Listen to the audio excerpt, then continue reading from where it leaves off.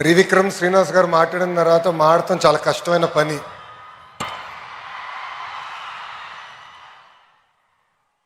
Today marks a proud and historical moment. We are here to celebrate the 100 glorious years of Andhra University, a great institution of learning. Andhra University ఒక institution మాత్రమే కాదు, అలాంటి వాళ్ళకి ఒక emotion. It lives in the hearts of generations. It is my privilege to extend a warm welcome to our Honorable Vice President of India, C.P. Radhakrishnan Garu. Sir, your life of service, integrity continue to inspire next generation leaders. I also extend a heartfelt welcome to the Honorable Governor of Andhra Pradesh and our beloved Chancellor, Sri S. Abdul Nazir Garu. Sir, your guidance to me personally means a lot. Your support has really enabled us to transform our state universities. And I'm equally privileged to have with us a legend who lives in the hearts of millions, Sri Sachin Tendulkar ji, a symbol of discipline, dedication and excellence. From the first time I've met you to meeting you again today here, your support to Andhra Pradesh and your motivation to lead from the front means a lot to me personally, sir. And there is another legend amongst us, that is none other than our Honorable Chief Minister, Shri Nara Chandrababu Naidu Garu, whose vision continues to inspire next generation leaders like me and to the youngsters sitting in front of us. And your strength is our foundation for the future of education. And I've always been told to treat people the way you want to be treated, especially when they are in trouble.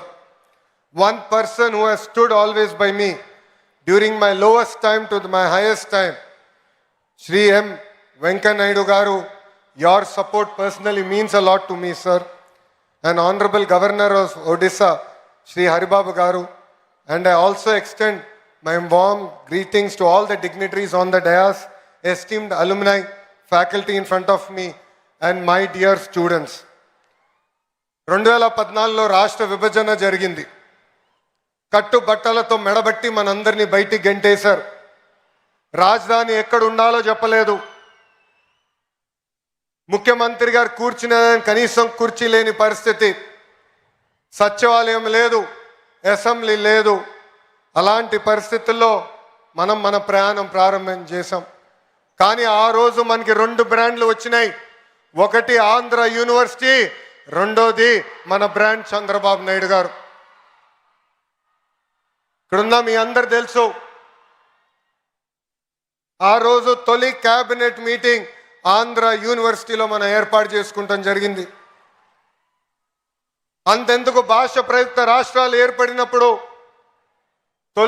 తొలి assembly సమావేశాలు కూడా ఆంధ్ర యూనివర్సిటీలోనే ఏర్పాటు చేసుకుంటాం జరిగింది. Andhra university ఒక పేరు మాత్రమే కాదు, 100 ఏళ్ల చరిత్ర. స్వాతంత్రం వచ్చే ముందల తెలుగు ప్రజలు పోరాడి ఆంధ్ర యూనివర్సిటీ సాధించుకుంటాం జరిగింది. మన యూనివర్సిటీ అనేక రికార్డులు సాధిస్తాం జరిగింది. భారతదేశంలోనే వన్ ఆఫ్ ద ఓల్డెస్ట్ యూనివర్సిటీగా ఈరోజు మన ముందల నిలబడుతుంది. భాష ప్రయుక్త రాష్ట్రాల కోసం మనం ఆనాడు పోరాడితే ఆంధ్ర రాష్ట్రం ఏర్పడింది. అదేవిధంగా తెలుగు ప్రజల కోసం ఆంధ్ర యూనివర్సిటీ మనం ఏర్పాటు చేసుకుంటాం జరిగింది. నేను కార్నిగీ మెలన్ స్టాన్ఫర్డ్లో చదివిన వాడిని. కానీ ఈరోజు మిమ్మల్ని అందరూ చూస్తే అసూయపడుతున్నా, ఇక్కడ ఆంధ్ర యూనివర్సిటీలో చదువుంటే ఎంత బాగుండేదని. పక్కనే విశాఖ బీచ్ రోడ్, అద్భుతమైన ఫ్యాకల్టీ. అంతెందుకు ఆంధ్ర యూనివర్సిటీ స్టూడెంట్స్ జోషే ఈరోజు అదిరిపోతాం జరుగుతుంది. మీ జోష్ చూసిన తర్వాత మీకోసం ఇంకా కష్టపడాలి, పని చేయాలి. రాబోయే 100 సంవత్సరాల చరిత్ర మనందరం కలిసికట్టుగా సృష్టించాలని ఈ సభాముఖంగా కోరుతున్నాం. డాక్టర్ బిఆర్ అంబేద్కర్ గారు once said, cultivation of minds should be the ultimate aim of human excellence. Andhra university చరిత్ర వెనుక ఎంతో మంది త్యాగం ఉంది, ఎంతో మంది పోరాటం ఉంది, ఎంతో మంది కష్టం ఉంది. సిఆర్ రెడ్డి గారు మొదటి వైస్ ఛాన్సలర్గా ఒక క్లియర్ డైరెక్షన్ ఆయన మనకు అందిస్తాం జరిగింది. దాని తర్వాత డాక్టర్ సర్వేపల్లి రాధాకృష్ణ గారు వైస్ ఛాన్సలర్గా కూడా పనిచేస్తాం జరిగింది. ఆయన విజన్, ఆయన స్పీడ్, ఆయన కమిట్మెంట్గా ఈరోజు ఆంధ్ర యూనివర్సిటీ ఈ స్థాయికి వస్తాం జరిగింది. ఎంతోమంది దాతలు ఆంధ్ర యూనివర్సిటీ అభివృద్ధి కోసం సహకరిస్తాం జరిగింది. ఎంతోమంది vice chancellor Andhra university development కోసం కృషి చేశారు. వైస్ ఛాన్సలర్స్కి విజన్ ఉంటేనే ఆంధ్ర యూనివర్సిటీని మనం ముందరికి తీసుకెళ్తాం. యూనివర్సిటీని జనరల్గా విశ్వవిద్యాలయాలు అంటారు, కానీ మన ఆంధ్ర యూనివర్సిటీని ఆంధ్ర విశ్వ కళా పరిషత్ అంటారు. It is a blend of pure academics along with fine arts. దీనికే బెస్ట్ ఎగ్జాంపుల్ త్రివిక్రమ్ శ్రీనివాస్ గారు. మన ఆంధ్ర యూనివర్సిటీ నుంచే ఎంఎస్సి న్యూక్లియర్ ఫిజిక్స్లో గోల్డ్ మెడల్ సంపాదించి ఏకంగా ఒక ఫేమస్ మూవీ డైరెక్టర్ అవుతాం జరిగింది. ఆంధ్ర యూనివర్సిటీ ఎంబలం దగ్గర నుంచి కోర్సుల వరకు అన్నీ ఒక స్పెషలే. హైయర్ ఎడ్యుకేషన్లో డిఫరెంట్ ప్రోగ్రామ్స్ అందిస్తుంది మన Andhra university. AU has 68 academic departments with 7 constituent colleges offering 121 undergraduate and postgraduate programs along with other research programs available. AU has 304 affiliated colleges with 85,000 wonderful students, including 1,050 foreign students coming across 56 countries. Andhra university ఆంధ్రప్రదేశ్కి మాత్రమే కాదు, భారతదేశానికే గర్వ కారణం. Andhra university గత 2 ఏళ్ళుగా అనేక ర్యాంకులు కూడా సాధిస్తాం జరుగుతుంది.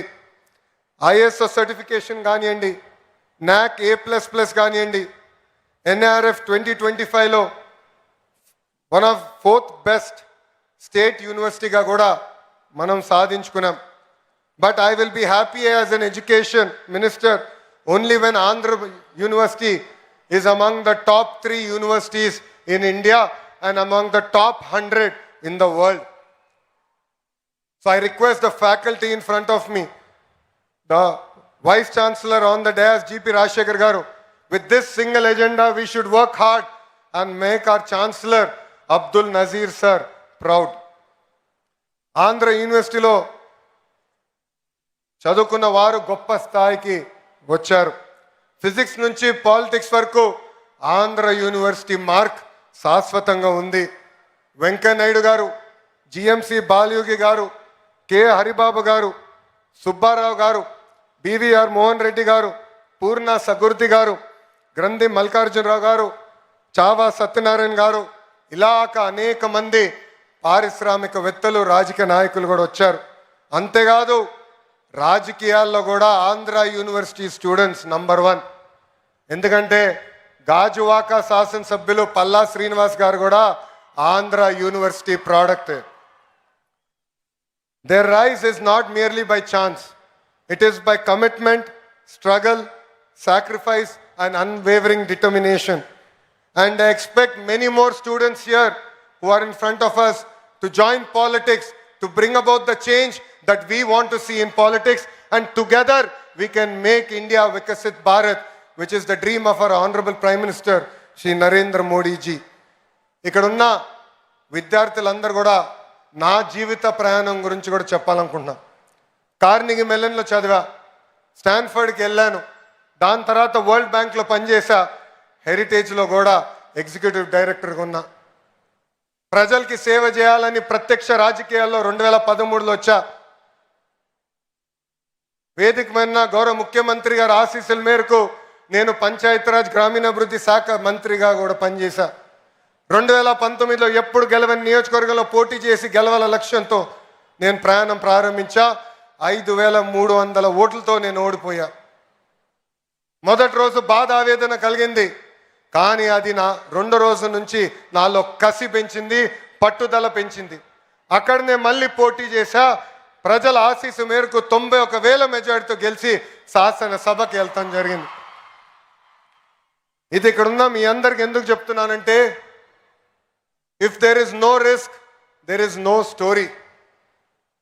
On the dais, you see eminent personalities who have achieved great things in their lives. But they are here today because they have sacrificed a lot. They face tremendous amount of challenges. So all the youngsters in front of me, every failure is a stepping stone for success. I have redefined fail. It is our first attempt in learning. We should take this in spirit. It should build fire in our belly, and we should go achieve what we want to achieve in our lives. AU 100 ఏళ్ల ప్రయాణం పూర్తి చేసుకుంది. కాలం మారుతుంది, టెక్నాలజీలు కూడా మారుతున్నాయి.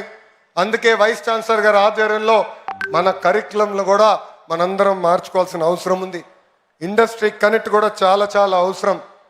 గౌరవ ముఖ్యమంత్రి గారు ఈ సమావేశానికి వచ్చే సమయంలో కూడా ఆయన డిపార్ట్మెంట్ రివ్యూ చేసి చాలా స్పష్టంగా చెప్పారు, ఇండస్ట్రీ అకాడమీ కనెక్ట్ అవసరం ఉంది. కేవలం క్లాసెస్లో చదువుకుంటాం కాదు, కనీసం ఒక సంవత్సరం అన్న ఫీల్డ్కి వెళ్ళాలి, వాస్తవాలు తెలుసుకోవాల్సిన అవసరం పిల్లలందరిపైన ఉందని చెప్తాం జరిగింది. అది నేను డైరెక్షన్ నేను స్వీకరిస్తున్నా. తప్పనిసరిగా ఆ మార్పు కూడా మేము తీసుకొస్తామని గౌరవ ముఖ్యమంత్రి గారికి నేను తెలియజేస్తున్నా. మనందరం చూస్తున్నాం, 4 సంవత్సరాలు మీరు అద్భుతంగా కష్టపడి చదువుకుంటారు, కానీ ఉద్యోగాలు వచ్చేదానికి కొంచెం ఇబ్బంది పడతారు. తర్వాత స్కిల్ డెవలప్మెంట్ అని కరెక్ట్గా 4 నెలల్లో మీరు అక్కడికి వెళ్ళిన వెంటనే నేర్చుకున్న వెంటనే మీకు ఉద్యోగాలు వచ్చే పరిస్థితి. ఇదే అంటారు స్కిల్ గ్యాప్. దీనికి ఫుల్ స్టాప్ పెట్టాల్సిన బాధ్యత మా అందరిపైన ఉంది. దానికి మేము అహర్నిశలు కష్టపడతామని ఈ సభాముఖ పిల్లలందరికీ మేము తెలియజేస్తున్నాం. అతి చిన్న వయసులో నన్ను విద్యాశాఖ మార్చులుగా గౌరవ ముఖ్యమంత్రి గారు నియమించారు. నేను విద్యాశాఖ మంత్రి అవుతున్నానంటే చాలామంది నాకు చెప్పారు, అది కఠినమైన పోర్ట్ఫోలియో మీకు అవసరమా అని. అందుకే కావాలి, భారతదేశ చరిత్ర తిరిగి రాయాలంటే మా పిల్లలే తిరిగి రాయగలుగుతారు. అందుకే ఈ ఛాలెంజ్ని నేను స్వీకరిస్తున్నానని చెప్తాను జరిగింది. ఇంకా మార్పులు తీసుకురావాలి, నిధులు కేటాయించాలి. కేవలం ఇన్ఫ్రాస్ట్రక్చరే కాదు, పర్మనెంట్ ఫ్యాకల్టీ కూడా ఏర్పాటు చేయాల్సిన అవసరం ఉంది. గౌరవ ముఖ్యమంత్రి గారు నాకు చెప్పారు, పెండింగ్లో ఉన్న అన్ని పోస్టులు యుద్ధ ప్రాతిపదికంగా భర్తీ చేయాలని ఈ సభాముఖ హామీ ఇస్తున్న. రాబోయే సంవత్సరంలో భర్తీ చేసి మళ్ళీ మీకు కంపడతామని ఈ సభాముఖంగా గౌరవ ముఖ్యమంత్రి గారు కూడా తెలియజేస్తున్నాం. భారతదేశంలో హైయర్ ఎడ్యుకేషన్ పైన ఎక్కువ శ్రద్ధ పెట్టాలని గౌరవ ప్రధానమంత్రి శ్రీ నరేంద్ర మోడీ గారు చెప్తున్నారు. రీసెర్చ్ని పెద్ద ఎత్తున ప్రోత్సహించాల్సిన అవసరం ఉంది. ఒక్కొక్క యూనివర్సిటీ ఒక సబ్జెక్ట్ మీద స్పెషలైజ్ అయితేనే ఎకో సిస్టమ్ మొత్తం ఏర్పడడానికి అవకాశాలు ఉంటాయని కూడా మనందరికీ తెలిసిన విషయమే.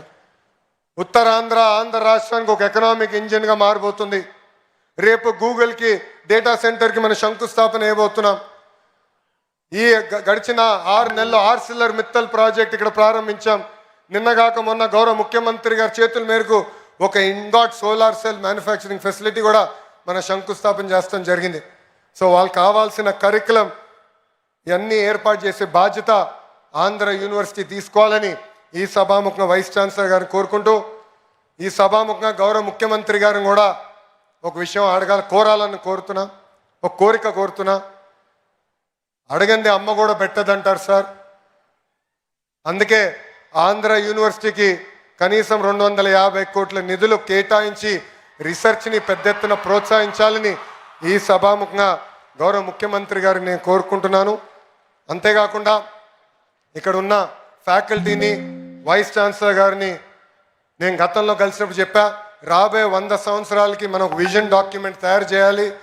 దాంట్లో ఎవ్రీ 5 years మన విశ్వవిద్యాలయ ఏం సాధించాలనేది చాలా స్పష్టంగా ఉండాలి, కేపీఐస్ ఉండాలి.